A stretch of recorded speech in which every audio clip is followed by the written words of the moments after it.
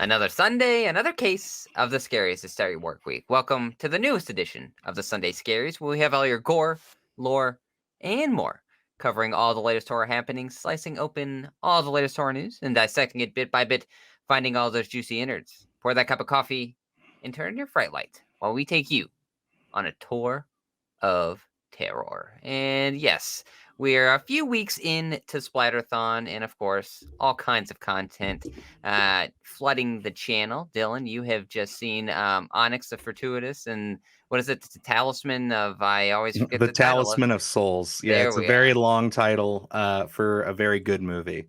I enjoyed myself quite a bit last night, which was a bit of a surprise. I we love Screambox. We do. They do a lot of good stuff, but it's always kind of a toss up because they do take a lot of risks, which we appreciate that, of course.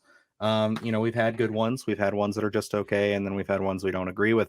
And one of those was one we were really looking forward to, Shaky Shivers, that did not hit. And if you would have told me at the start of this month that Shaky Shivers was going to be a dud on my radar and uh, Onyx the Fortuitous was going to be like highly praised, I would have said you're absolutely crazy. Even though the trailer for Shaky Shivers, we were like, oh, maybe not what we're looking for. But yeah, the movie's fucking good. I love a good horror comedy. And I think that this is one of those ones, again, that I said I think is perfect for the Halloween season and is going to be something that you can watch. It feels like a Jim Henson. It's got the same tone as like a Gremlins or something like that, where it's definitely got those horror elements for sure, but it's still just chock full of good comedy. Yeah, and obviously that's always a discussion, a discourse here on the podcast, so to speak, about the practical effects. And I know when we had taken a look at Shaky Shivers, that was really, for that one, we were wanting to see a werewolf and kind of what their take was going to be, and we were certainly underwhelmed in that aspect. So, as you speak highly of the practical effects in Onyx the Fortuitous, it'd be intriguing to see them really double down on trying to really do a werewolf property right, because in a way that Shaky Shivers was almost a double strike, because we were really interested in it, and then it being a werewolf film, we were extremely interested in it, and it just didn't really deliver on either aspect. So it's one of those things where we're still looking for that werewolf movie. Someone's got to go out there and get those practical effects right, but maybe we're heading into a certain direction. At least I fingers will crossed. say there is a werewolf in Onyx, and I will say that because it's not a huge spoiler, but it's also not something that you see predominantly. A character is a werewolf, but you don't see them as a werewolf until closer to the end. And it's not our forte of werewolves, but I love the character so fucking much that when they do show him as that, it's like it's great. It's good. And I genuinely think that Luke, I know you're a little lukewarm on it, no pun intended, because you're definitely a lot pickier on the horror comedy aspect. Because like you said before this, is it more horror comedy or is it comedy horror? And I have to be honest and say it is comedy horror, but I really think that you're gonna like this. I think that you're gonna find a lot of enjoyment in it. I think the main character might bug you at times, but I think he's gonna win you over by the end. And I'll probably take a look at it down the line, certainly before we do our best of the year list, just so that I can kind of check it off and make an accurate assessment. But yeah, practical effects are, win me over in terms of enough to pique my interest. So definitely when this one is available, I'll definitely put it on the agenda in between all the screeners that we're doing. But it'll Yeah, be on my watch list. yeah. I mean, it feels like so many things that we grew up watching. As far as like you got a little bit of Goosebumps in there. You got some. A lot of people comparing it to Ernest Scared Stupid is a big one that it's getting compared to, and I know that that's a big one for you nostalgia Those wise. those are So big words. So I know. So I think that I think you'll enjoy it. I think practical effects wise, we're harkening back to stuff like that, where gotcha. it's like it is a little bit, but it's very well done. But why don't we hop into the news there, Luke? Let's talk about Let's some of do the it. the stuff that is on the horizon. With the first story going to Yes, of course, it's almost a given now that every year we're going to get an announcement shortly after Fantastic Fest of when the next VHS and what the next VHS is going to be. And yes, they are planning to release VHS. They don't have an official title, I believe, right now, but it is set to be like a going in the sci-fi genre. So it seems like from this, it says Jason Voorhees, Leprechaun, Pinhead, Dracula, and even Amity have ended up in space. So now one more movie into its own part seven, and it's only natural we should too, said producer Josh Goldblum. So yeah, VHS in space.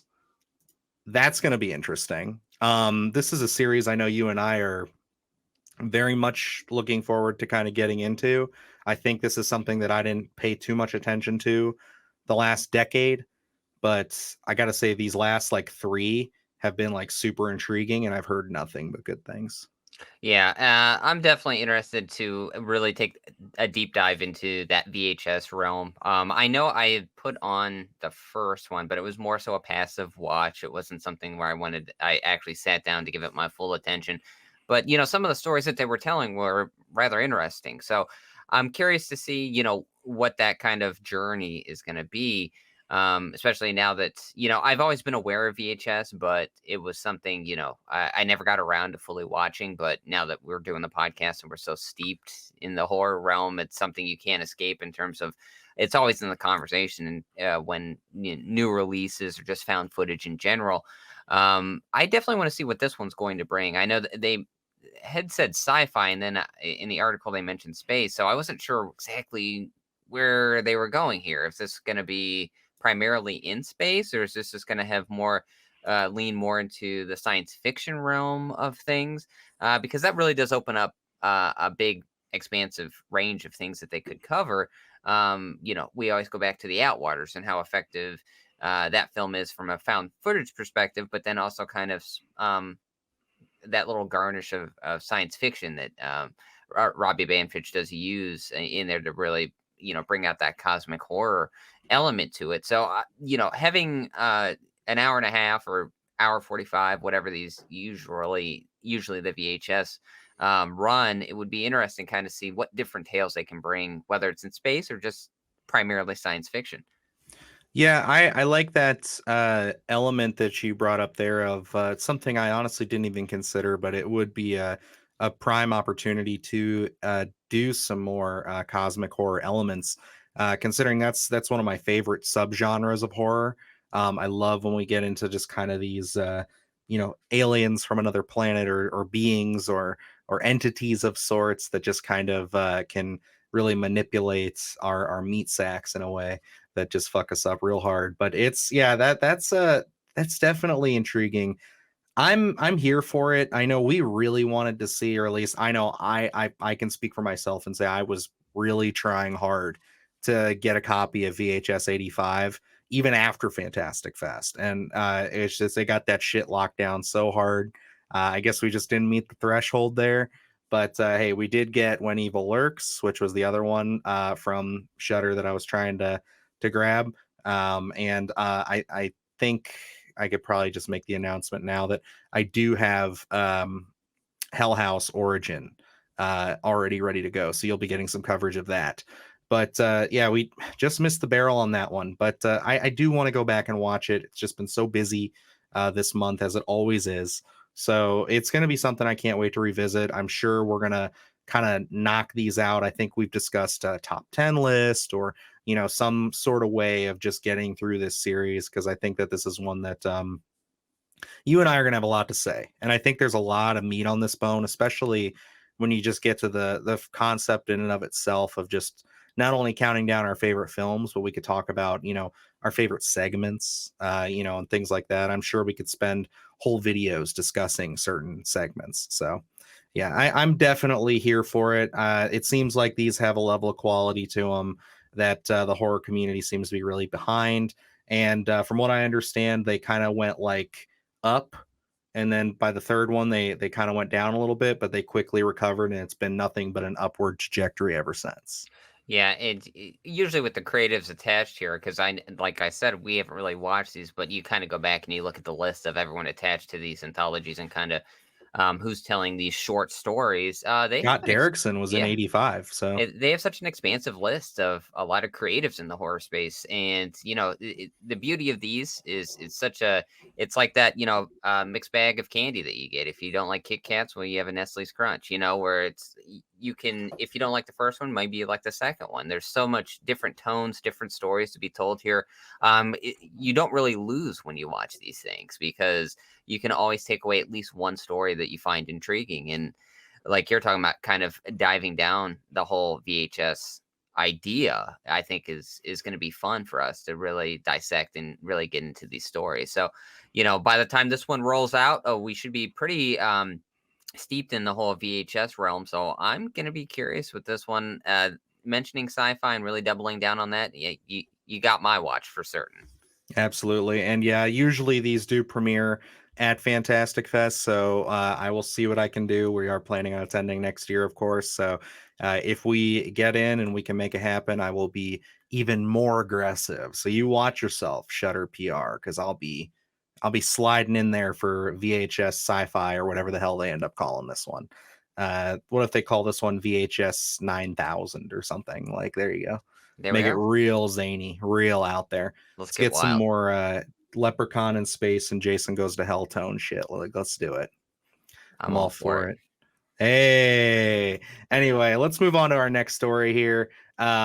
This is one, of course, if you guys know me, if you've been watching the channel for any serious amount of time, near and dear to my heart. And I'm so happy that Luke suggested this because, yeah, we didn't get to talk about this one. We were shooting Sycophant when this was all going on. But yeah, we're talking about Godzilla minus one.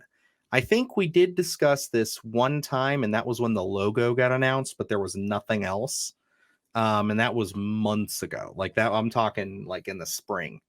And now we've had a trailer, we've had spots, we've had all kinds of stuff. We have a release date in the States, which is honestly the shortest window of time between the release in Japan and the release in the US that any Toho based Godzilla film has ever had. And it's exciting. This looks great.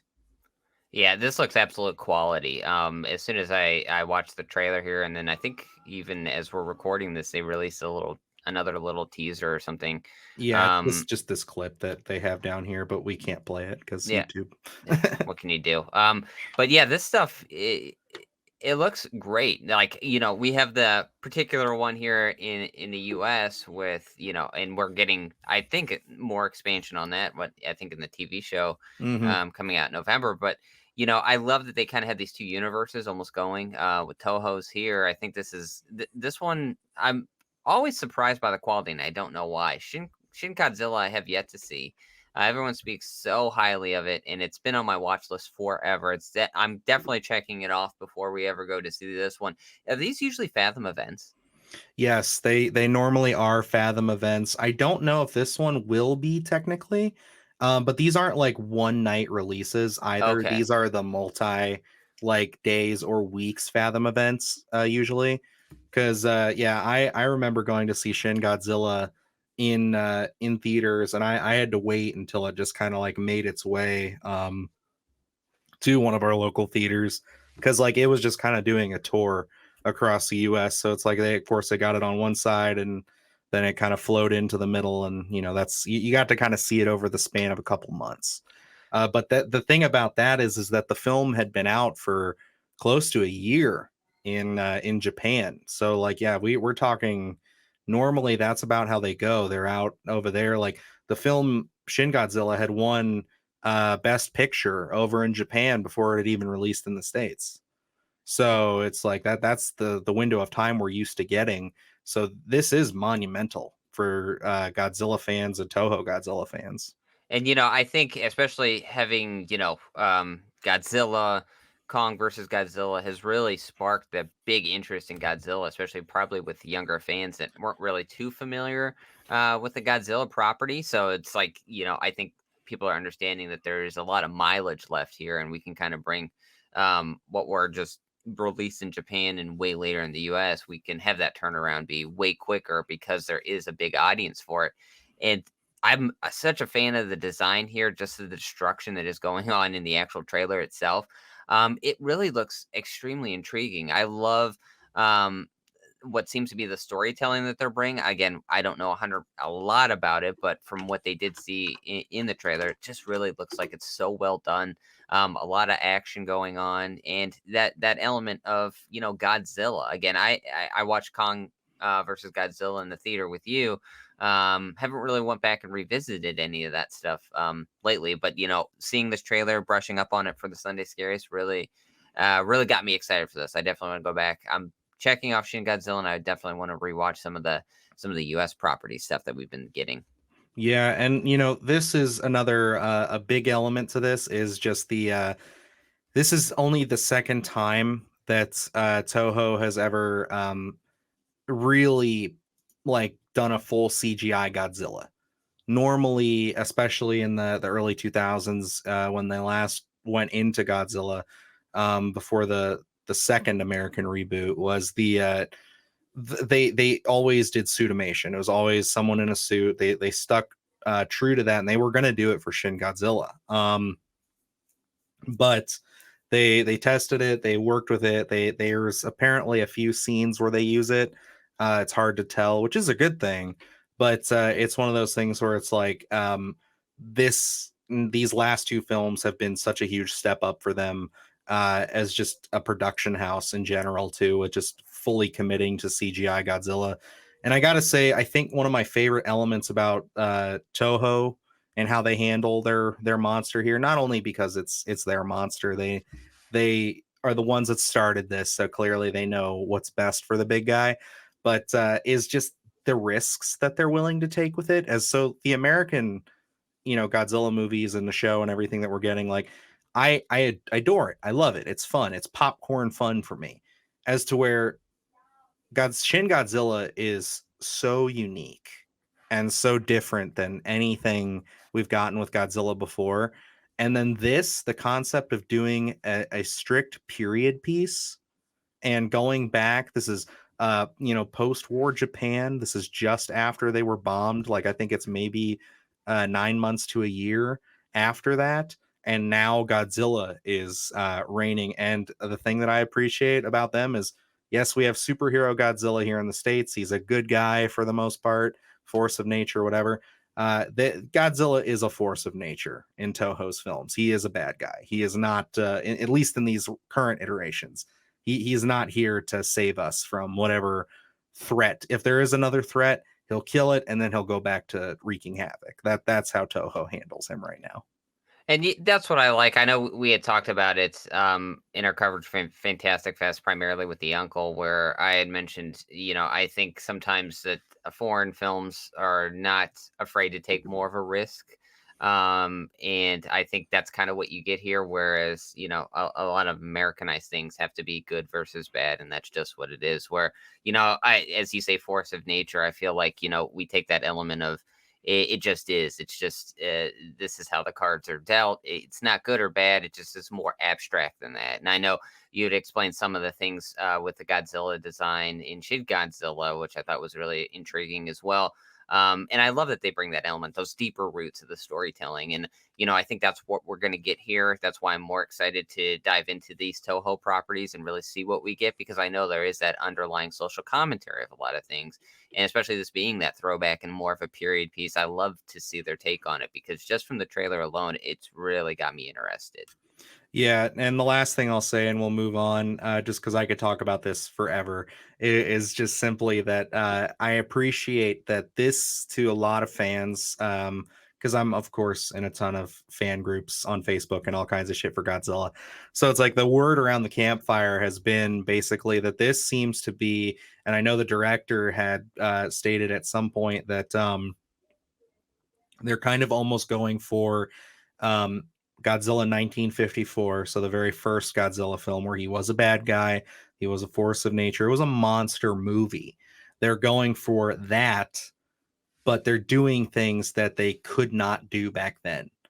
because, you know, like Godzilla, now that he's CG and they can do all kinds of stuff and they can make it look convincing and well done, they're gonna really push it. They're gonna go for a lot darker, a lot more visceral than he was in that first film, and that's why I think they're setting it back as a period piece as well, to kind of set it in that same time period. But you bring up all the political stuff and the subtext and everything that a lot of these Godzilla films have. And, you know, as you get deep into the series, I think there's like 35 fucking movies at this point.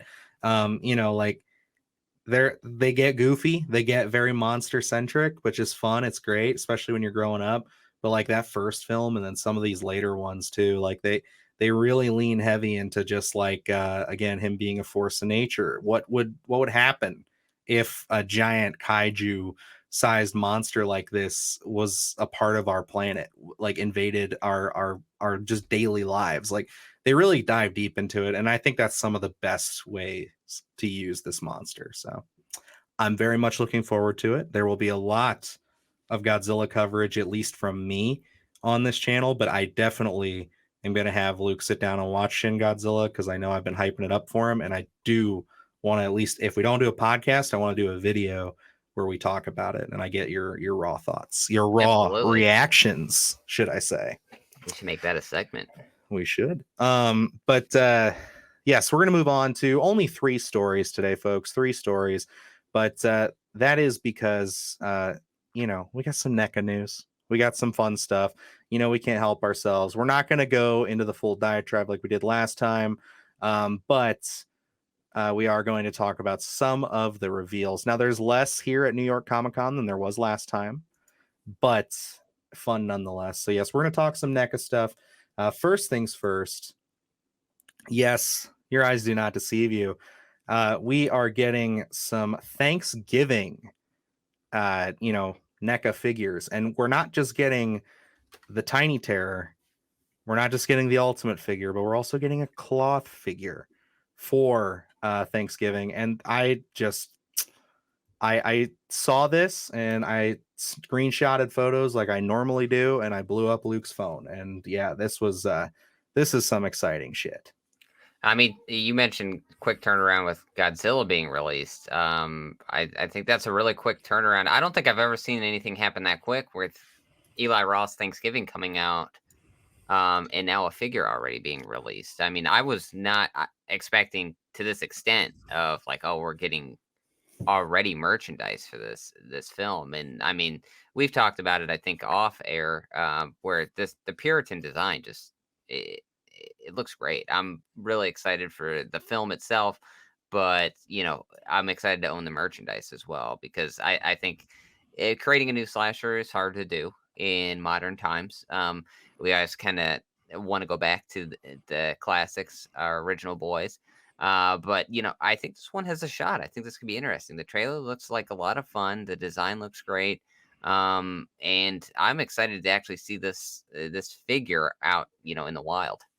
Absolutely. And I mean, you can't really fault them for doing this. I think, and I'll tell you the reason why I think this turnaround was so quick, Luke, is because they do this a lot. I collect a lot of Hasbro stuff.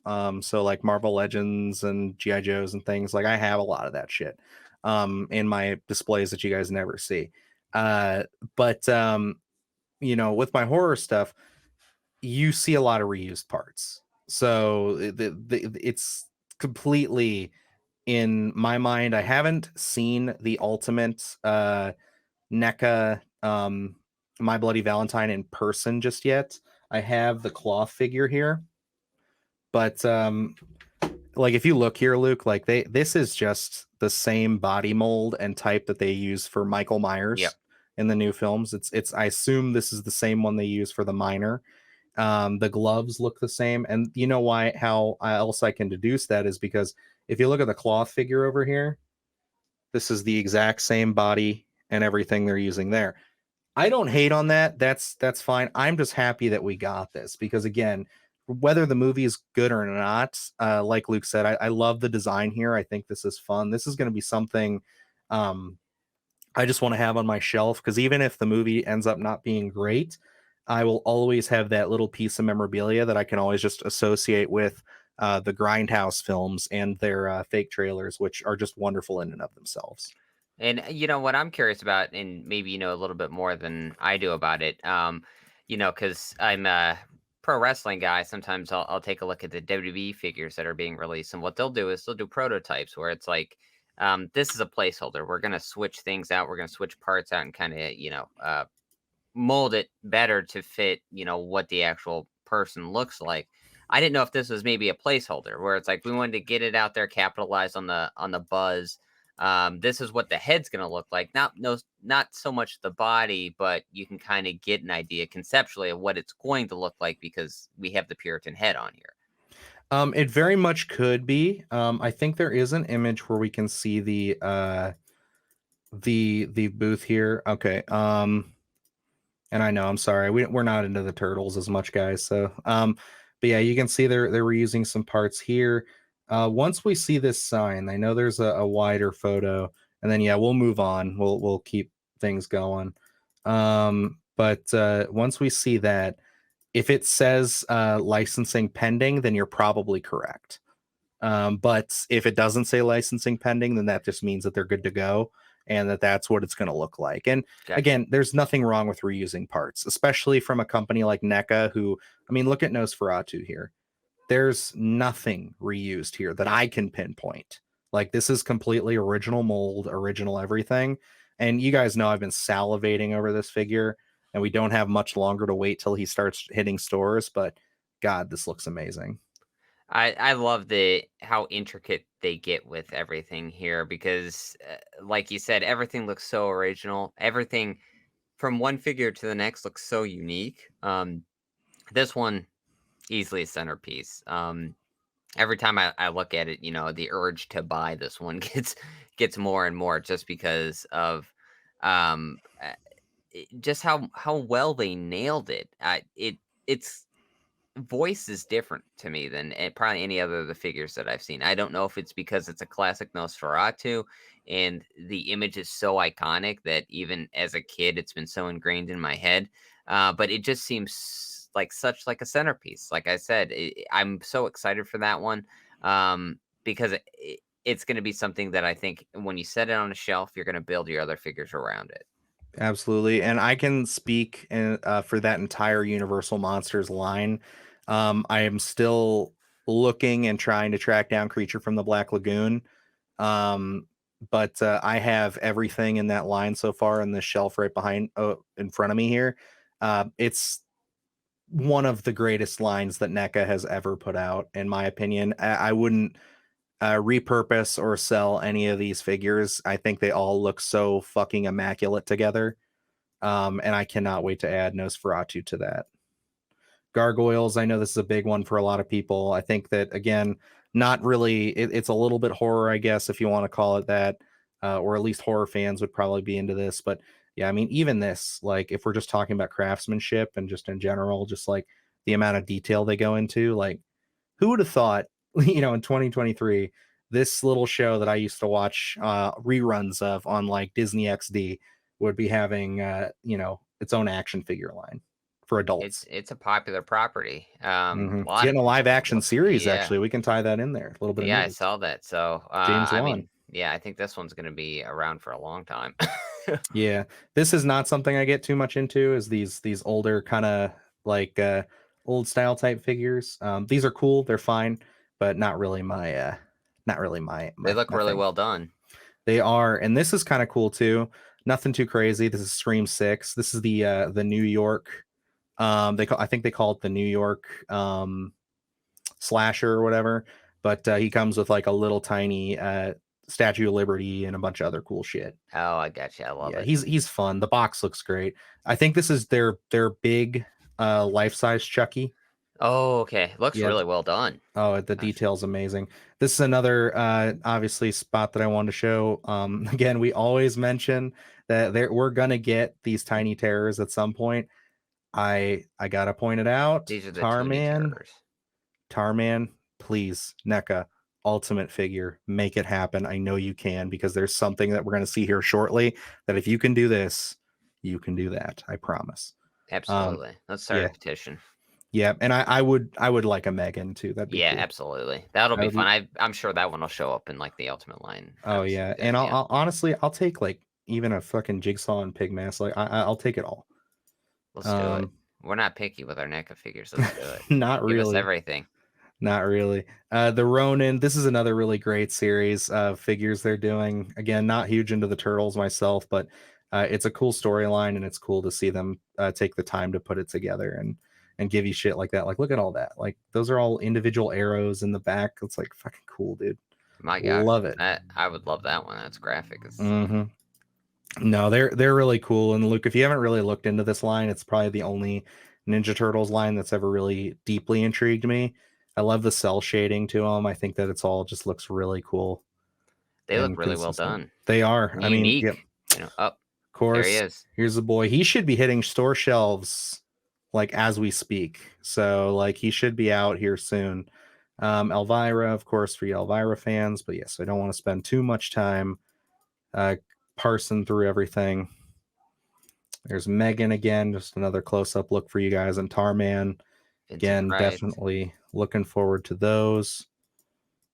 And yeah, lots of turtles. As you can see, they make a lot of money on their turtle stuff. And then of course you get the Secret of the Ooze figures. They've been really pumping these lines Those full look of really stuff. nice.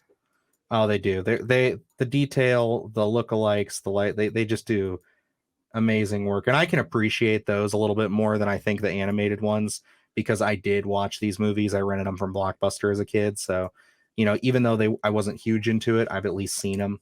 Wednesday, for those of you who want that. These are what I wanted to. So they've been doing these for like the last 3 years, Yes. Yep. and these are the final two, I believe, that they're putting out, unless they're doing one for Shredder. But yeah, we finally get the Wolfman and Leonardo, Creature from the Black Those Lagoon. look like a lot of fun. They are a lot of fun, and like if I wasn't already collecting the Universal Monsters line, this one might also be one that I try to pick up. Yep. But again, just not the biggest Turtles fan, and when you're talking about damn near $35 a figure, you kind of really got to pick and choose. Yep. So it's it, but I can appreciate it. I'm glad that it's been selling well and they've been able to complete the line. I know that's huge for some people. And great box art too. Like these are so much fun to Those are a see in lot of theaters. fun. Yeah. What a hmm great line. Yep. Flash Gordon. I know this is a big one for a lot of folks. They've been really happy with it. And then I think this is Dungeons and Dragons. So, yep, that's a cool one, I guess. That is really, yeah. It is. It is. I mean, if we're being honest, That one's coming out to was it Max? I think this oh, later is this it? month. Yeah, I not know that too. it, Yep. it just hit. It had just hit streaming like last week or something. I As think on the far as 27th. purchase, Didn't yeah, yeah, it makes sense. relive that But one. I gotta say, I mean, the detail, yeah, it's there. So I gotta give him at least that. But let's keep moving. Obviously, there's my boy. I have held this in my hand. I've seen it, but again, I collect the ones that are in color. I can't do both lines, but the detail, everything, I cannot wait. And Yeah, it this does is. say available now, but I can't get it anywhere. So Yeah, I haven't picked up any Universal Monsters just yet. I'm like you. I would like the colorized version. I always tend to see a lot of black and whites whenever I go out. oh, I can get you the colorized version of any of these guys at any time.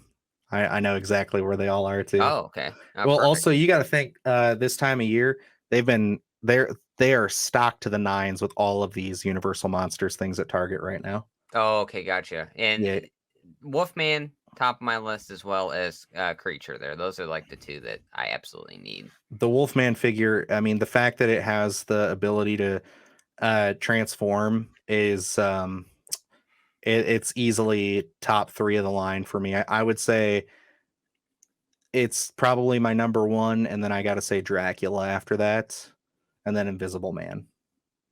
Yeah, I mean, So, but this is gonna easily probably take top spot once I yeah, get it in just hand. looking at it, and I mean, the picture's not even that close up, and you can just see the detail and the scales and everything. I hmm mean, this is a must-have. Oh, absolutely, absolutely. I want to buy multiple, and then I want to make like a one of those fish tank diorama things and put him in Yes, there I with was about to say Jason I want to throw floating them in there. water. Yep. Yep. I will boil him because you gotta either heat him up or boil him to get the joints going.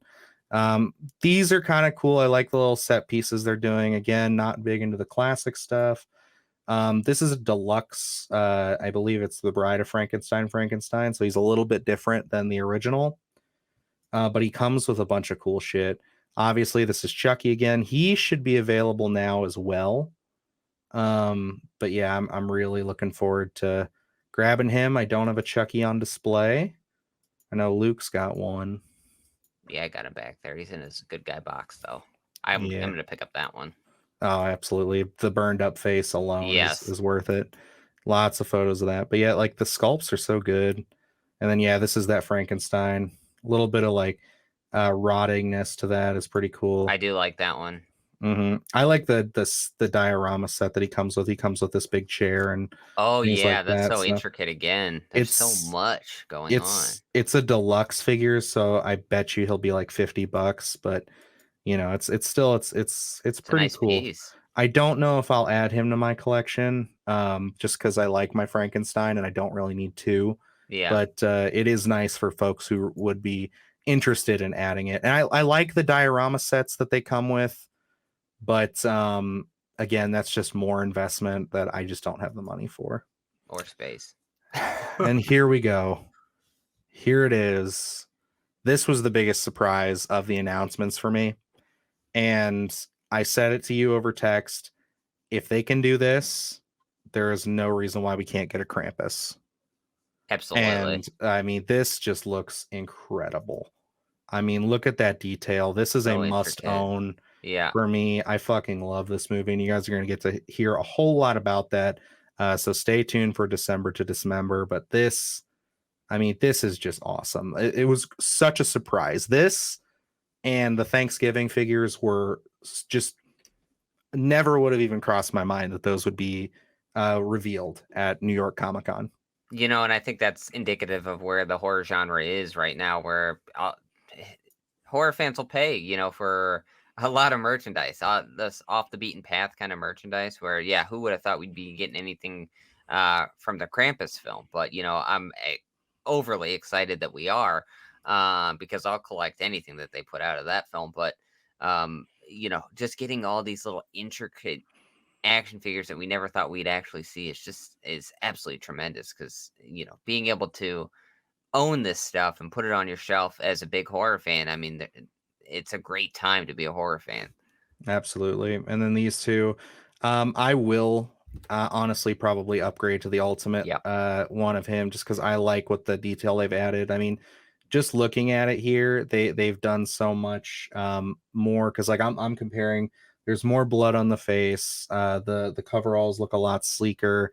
Um, I think that the detail on the pickaxe is stronger. Just everything they actually colored in the light. Like there's a lot there. And of course, I'm gonna be buying two McCready's because with it being my favorite horror film of all time, I have representations for in-box and out-of-box for those. But yeah, this is a stellar figure, another great off the beaten path one that I'm glad they added. Crossing my fingers now for an ultimate Victor Crowley. I do have the cloth figure version, which I guess would be fine to keep him because he should be a bit taller than the others. But I'd love to see what they would do as far as accessories and things for him. Yeah, I'm excited for this My Bloody Valentine. I've been obsessed with that movie since we covered it. I know. I was still surprised that that was the first time you'd ever seen it. Yeah, I never dove down that path, but I'm absolutely glad I did. I own that on Solid. Blu-ray now, and Yeah. this is something where, I every so often I'll go back to just random discussions on it, just so I can learn more about that film, because I absolutely adore it. And then of course, this is something by night. I forget what his name is. Or something at midnight. I forget, but he's also part of the Universal Monsters line. He's somebody that I don't know too well, but I do think I'll pick him up just to complete it. And then of course the Munsters. Not going to spend too much time on that because we've seen those before. Of course, Michael Halloween Ends.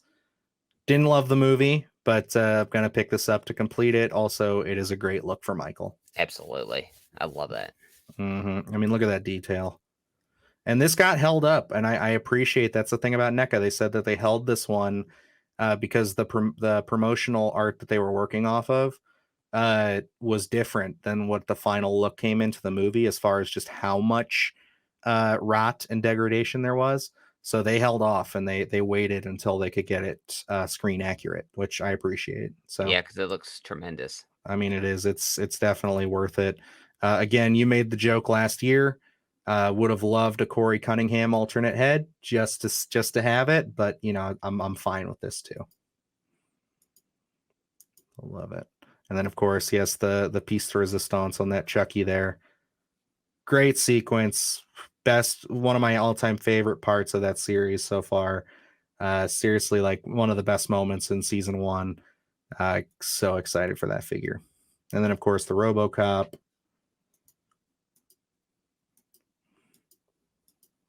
And yeah, I think, yep, some more Tiny Terrors, but I think that's going to wrap us up here. Okay, yeah, so these are Q1 2024. So yeah, these are in production. These are finals. Okay. So yeah, this is I believe that's what that said. Yeah, Q1 2024. But look at some of the so like these are some of the accessories. So you get like a you get the oh, what do you call it? Puritan mask, it looks like. Yeah, just the mask itself. And Yeah, then I don't know if this just comes with a Toonie Terror or if it'll looks come like with it that. does. Either way, it makes me want to get the Toonie Terror because if this is removable, this would be amazing to set with him. Because Absolutely. if they I you know they're gonna recreate that from the trailer where he cuts the mascot's head off. Yeah, Like absolutely. I that and love it. the trampoline scene are probably the two most iconic parts of that trailer. So yeah, we'll I'm see all there. for it. Oh yeah. Yep, and then we get the Chucky box art. But yeah, no, the Assassin's Creed stuff I skipped over. Not big into that, so you know those games were fine. But yep, that's everything, and there's just a little cursory look over of everything. And yeah, I mean, we probably spent more time than we should have on that, but I always have fun looking over the NECA stuff. We really should do dedicated videos to those. Absolutely, we can. Because like yeah, and we should do more reviews. I really liked our review of the Thing exclusive, the San Diego Comic-Con from last year. But again, it's more of the investment into it and everything. It's tough to spend the money on them, and then usually when I do get them, it's usually like I'll pull the trigger on that before Luke does with the NECAs usually, and we both want to have one so we can review it. So it just kind of doesn't work out. And then there are times when he'll grab one and then I can't fucking find it anywhere because he's so much better about it. Because he'll go and get it online, and then I will be a little dog and go hunt the stores for it. So because I like the thrill of the hunt, but I'd love to do that. Or we could just cut out the middleman. NECA, sponsor us, send us horror figures, we'll review them. There So we go. there you go. But Let's do it. I love it. It's great. Great news, lots of fun stuff. VHS, Godzilla, and of course, more figurines to lessen the amount of money in my wallet. So, all good stuff. But yeah, I think that's going to wrap us up when you say there, Luke. I think so. Give me your most excited figure announcement from New York City Comic Con there. Oh, that's gonna be a tough one. Krampus, I mean, it's gonna be the go-to, I feel like, just because it's new, it's fresh, it's something we haven't seen before. The Puritan stuff looks great. Honestly, if I'm looking for my most anticipated after everything we've seen, it's got to be My Bloody Valentine. Because I don't own anything from that, and I definitely want that on my shelf. Absolutely. I get you. But alrighty, that's going to wrap us up, guys. We are here for uh, the Sunday Scaries. That's everything. We're going to be back here again with more news as the weeks continue. We're continuing on through Splatterthon. Got a lot of good stuff coming down the pipeline. Still got a couple of big releases. We are currently in the middle of covering the Toronto International, Toronto After Dark Film Festival. It rolls off the tongue as international, but yeah, we're currently doing that, and you should have your first review out this afternoon. So keep an eye out for that. It's one that we were trying to see at Fantastic Fest again. We didn't get to, but we got to see it here, I'm excited. We haven't watched it yet, but I'm excited to watch it. So hopefully when you check that review out later, I still have a smile. If not, well, that sucks. But it is what it is. All righty, guys, that's gonna wrap us up. So until next time, I'm Dylan Newell. And I'm Luke Janesco. And remember, stay scared.